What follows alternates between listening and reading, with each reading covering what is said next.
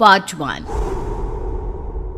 ऊंची ऊंची पहाड़ियों और घने जंगल से घिरा हुआ भैरवगढ़ गांव काली पहाड़ी के ठीक पीछे था। काली पहाड़ी यानी मौत का घर। भैरवगढ़ गांव तक पहुंचने का रास्ता बेहद दुर्गम था। लगभग 24 घंटे घने तूफान और तेज हवाओं की वजह से वहां के वीराने माहौल की कहानियां लोगों के दिलों को दहला देती थी। ऐसे बहुत कम लोग थे जो भैरवगढ़ गांव तक जाने की हिम्मत करते थे। लोगों का कहना था कि इस गांव के आसपास बुरी आत्माओं का साया मंडराता है।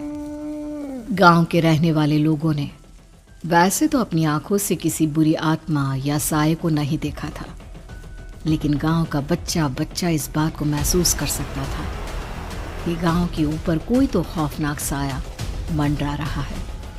और उसकी वजह ये थी कि उस गांव में जैसे ही कोई लड़का 18 साल का होता, उसके 18वें जन्मदिन की रात ठीक 12 बजे अकस्मात उसकी मौत हो जाती। हर बार ये मौतें बड़े ही रहस्यमयी ढंग से होती और इस बार सरपंच सुमेर के बेटे को 18 साल होने में अब बस 15 दिन बाकी थे। अजी सुनते हैं, हमारा बेटा भी कुछ दिन बाद 18 साल का हो जाएगा। कहीं वो डायन उसे भी खा गई तो। कैसी बातें कर रही हो? जब वो इस गांव में ही नहीं है तो कोई भी डायन या बुरा साया उसका कैसे कुछ बिगाड़ सकता है? उसे कुछ नहीं होगा। हाँ जानती हूँ, आपने उसे पढ़ाई के बहाने इस गांव से बाहर निकाल शहर भेज दिया है, लेकिन ये भी तो सच है ना कि वो बार बार यहाँ आने की जिद करता रहता है। वो चाहे कितनी भी जिद कर ले जानकी, पर मैं उसे इस गांव में कभी वापस नहीं आने दूंगा। मैं नहीं चाहता कि गांव के दूसरे लड़कों की तरह मेरे बेटे की भी अजीबोगरीब ढंग से मौत हो जाए। कभी कभी तो लगता है कि हम सब गांव वालों को हिम्मत करके अपने गांव को इस बुरी आत्मा से छुड़वा लेना चाहिए। लेकिन कौन जानता है आखिर वो खतरनाक साया किसका है? वो काली आत्मा कौन है जो रातों रात हमारे गांव के लड़कों को निगल जाती है? सुमेर और जानकी जब ये सारी बातें कर रहे थे तब रात के लगभग 10 बज चुके थे और हर रात की तरह भैरवगढ़ गांव एक भयानक काले तूफान की आगोश में था। बाहर चल रही तेज हवाएं और बारिश के बीच कभी कभी ऐसा लगता जैसे कोई बुरी तरह से चीख रहा है। किसी के तड़पने और चीखने की आवाजें गांव के कानों में बार बार टकराती, पर वहां रहने वाले किसी भी औरत या आदमी के अंदर इतना साहस नहीं था कि वो अपने घर से बाहर कदम रख के उन आवाजों तक पहुंच सके। सो जाओ जानकी और घर के खिड़की दरवाजे कसकर बंद कर दो। अब जानकी सब खिड़कियां ठीक से बंद करने ही लगती है कि तभी उसे अपने घर के दरवाजे पर जोर जोर से खटखटाने की आवाजें सुनाई देती है। इन आवाजों को सुनकर जानकी और सुमेर के चेहरे डर से पीले और हाथ पैर ठंडे पड़ जाते हैं। जानकी, जानकी, इतनी रात कौन होगा? पता नहीं, ऐसा लग रहा है कोई बुरी तरह से दरवाजा खटखटा रहा है। अरे हाँ, पर किसी की आवाज भी तो नहीं आ रही। क्या करूं? दरवाजा खोल लूं या नहीं? कहीं ऐसा ना हो कि किसी को हमारी मदद की जरूरत हो। लड़खड़ाते कदमों से सुमेर दरवाजे के करीब जाता है और अपने कान को दरवाजे पर रख धीरे से आवाज देते हुए पूछता है, कौन है? कौन है वहां? तभी एक बेहद डराने वाली आवाज उसके कानों से टकराती है। दरवाजा खोलो, दरवाजा खोलो, वरना आज की रात इस गांव में कोई जिंदा नहीं बचेगा। मैं जानती हूँ तुम्हारा बेटा 18 साल का होने वाला है। अगर उसकी जान की जरा भी परवाह है तो दरवाजा खोल दो। इस आवाज को सुनते ही सुमेर घबराकर पीछे हट जाता है और जानकी को पूरी बात बताता है। कहीं वो डायन हमारे घर तक तो नहीं पहुंच गई? अब हम क्या करेंगे? मुझे दरवाजा खोलना ही होगा जानकी। मेरे पास अब कोई रास्ता नहीं है। इतना कहकर सुमेर डर से अपनी दोनों आंखें कसकर बंद करता है और कांपते हाथों के साथ झटके से दरवाजा खोल देता है। तभी किसी के जोर से हंसने की आवाज सुमेर और जानकी को सुनाई देती है। उस आवाज को सुन दोनों दरवाजे की तरफ देखते हैं और सामने अपने बेटे राहुल को खड़ा देख दंग रह जाते हैं। राहुल के हाथ में उसका मोबाइल होता है जिसमें से वो आवाज बज रही थी। ये क्या मजाक है? और तू यहाँ, तुझे मना किया था ना गांव में आने को, समझ में नहीं आता क्या?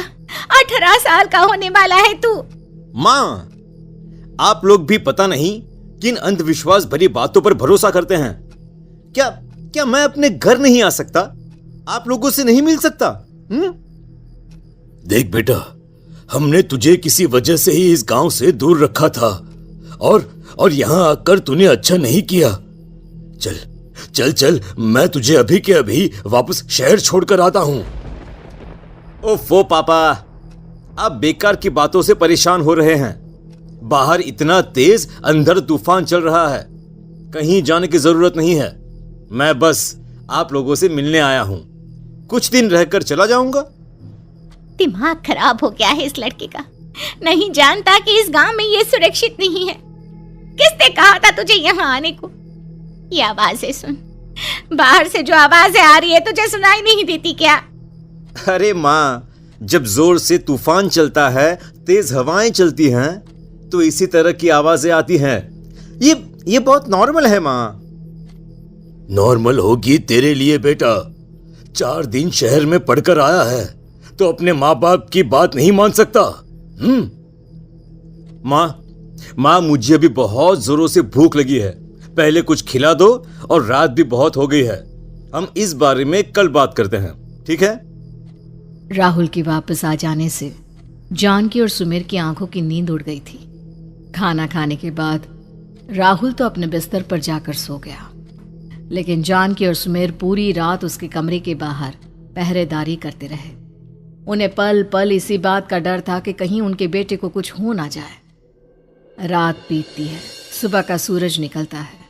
अब जैसे ही वो राहुल को नींद से जागते देखते हैं तो उन दोनों के दिल को सुकून मिलता है। अरे माँ, पापा, आप अभी तक यहीं बैठे हैं? क्या पूरी रात सोए नहीं? जिनकी जवान बेटी की जान को खतरा हो, उन माँ बाप को नींद नहीं आती बेटा। बेटा, अब तो वापस शहर चला जा। देखो माँ, मैं किसी जरूरी काम से इस गांव में आया हूं, और वो काम पूरा होने के बाद मैं खुद यहां से चला जाऊंगा। काम? गांव में तेरा क्या काम है? पापा, मैं बचपन से ही इस गांव के बारे में बेहद डरावने किस्से सुनते आया हूं, इसीलिए अब मैं उन्हीं किस्सों के ऊपर डॉक्यूमेंट्री फिल्म बनाऊंगा। रिसर्च करना चाहता हूं कि आखिर सच्चाई है क्या। हे भगवान, लो जी, सुन लिया, और भेजो इसे पढ़ने के लिए शहर। मैंने आपसे पहले ही कहा था, मेरी बहन के पास दूसरे गांव भेज दो। ना ये शहर जाता और ना उल जुलूल की बात इसके दिमाग में आती।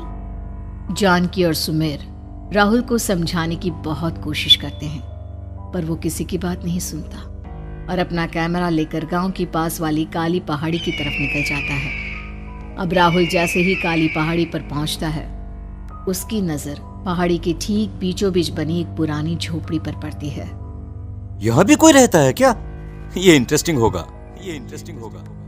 राहुल की आवाज पहाड़ों से टकराकर उसके कानों में सुनाई दे रही थी। उसने चारों तरफ का नजारा देखकर वहां की तस्वीरें अपने कैमरे में उतारना शुरू कर दिया। तभी अचानक राहुल ने अपने कैमरे में खींची हुई तस्वीर को जूम करके देखा, और उसमें उसे जो नजर आया वो देखकर राहुल के होश उड़ गए। क्या सचमुच उस गांव के ऊपर किसी बुरी आत्मा का साया था? क्या राहुल की जान बच पाएगी? क्या देखा था राहुल ने उस फोटो में जिसे देखकर वो दंग रह गया?